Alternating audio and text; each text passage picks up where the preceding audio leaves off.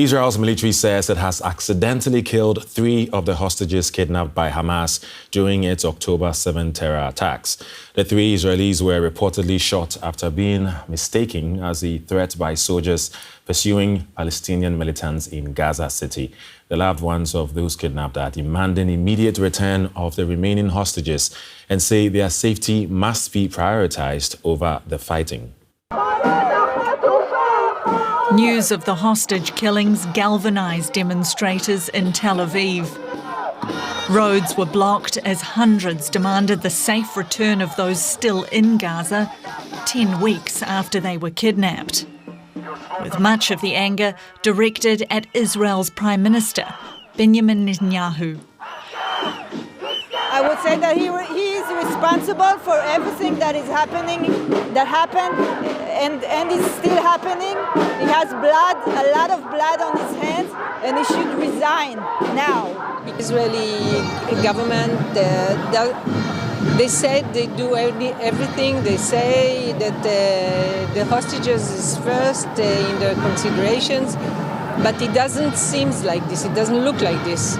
Terrible tragedy, and I think a deal should have been made much earlier, and all those lives of all the innocent people could have been spared. The 3 hostages killed by Israeli soldiers were all young men in their 20s. Israel's military expressed deep sorrow over the killings and said it was investigating the incident. We believe that the 3 Israelis either fled or were abandoned by the terrorists who held them captives, perhaps in the last few days or over the past day. We still don't know all the details about how they reached this area. Israel's intense land and air bombardment of Gaza has now killed more than 18,800 Palestinians, according to Hamas-run health authorities. With more than 100 Israeli hostages still in Gaza, there's growing scrutiny over how Israel's government plans to bring them home safely, without even more civilians being killed in the crossfire.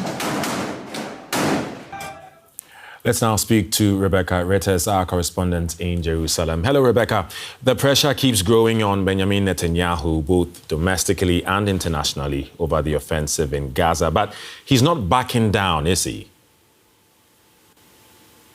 Well, the pressure, certainly the public pressure has been growing, not so much domestically, Eddie, but definitely internationally as we see demonstrations for weeks now against what's happening in Gaza. But the soaring death toll now, over 18,000 in Gaza, is certainly adding to political pressure that we're seeing, particularly from one of Israel's staunchest allies, the US. Now, we heard earlier in the week President Joe Biden saying that Israel was in fact indiscriminately killing people in Gaza, and that's the strongest words we've heard from the White House in this conflict so far. Then this week we've had the National Security Advisor, Jake Sullivan, here to discuss with Benjamin Netanyahu and the War Cabinet and those in charge just about the next phases of this war. They're urging Israel to try to scale down from this intense phase, and they're talking about a time frame of a couple of weeks. They would like to see by early next year that this war moves into its next phase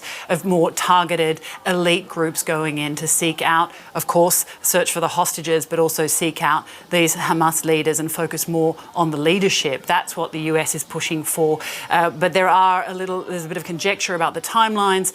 Israel keeps saying that it isn't going to stop, it isn't going to change pace. But we did hear from Jake Sullivan following the talks that the 2 allies do seem to be on the same page, though, of course, the US stressing that they are not putting unnecessary pressure on Israel, or certainly not dictating what Israel should do. But definitely the pressure on Israel is mounting, if not from the public here, but certainly from the international community. Right. And the fact that 3 hostages have been killed is definitely a blow to Israel. Could this lead to more talks between Israel and Hamas to maybe release more captives on both sides?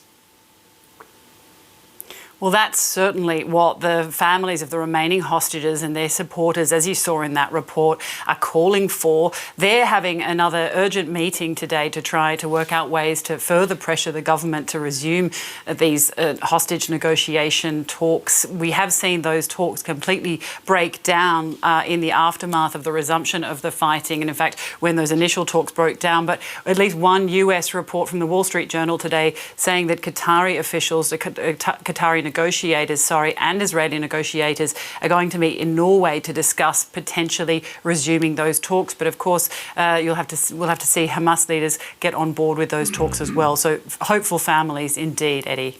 Right. DW's Rebecca Retes in Jerusalem. Thank you.